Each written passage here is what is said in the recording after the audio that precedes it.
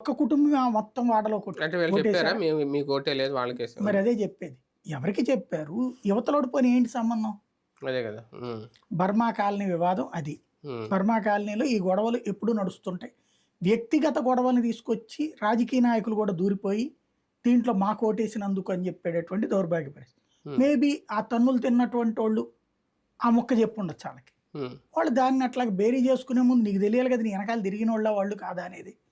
ఓటేసినందుకైతే గనక దేశంలో ఎంతమందిని కొట్టుండాలి? ఇప్పుడు వీళ్ళు చెప్పిన దాని ప్రకారమే రాష్ట్రంలో 80% మాకే ఓట్లేశారు, 20% వైసీపీకి ఓట్లేశారని చెప్తారు. మరి 80% మందిని కొట్టుండాలి కదా! మరి ఎవరు కొట్టుకోలేదే? అదే కదా. అది అసలు పాయింట్ ఏంటి? డైవర్షన్.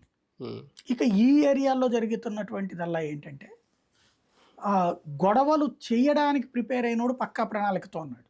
ఎందుకంటే నాటు బాంబులు తయారైనాయి, పెట్రోల్ బాంబులు తయారైనాయి, రాళ్ళు రెడీలో ఉన్నాయి.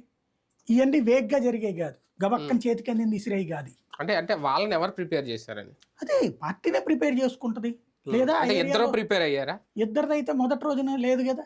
వైసీపీ వాళ్ళు తన్నులు తిన్నారు మొదటి రోజు, అంటే ఇద్దరు రోజు తన్నారు. బాంబులు అనేవి ఇద్దరు నాయకుల దగ్గర దొరికినాయి.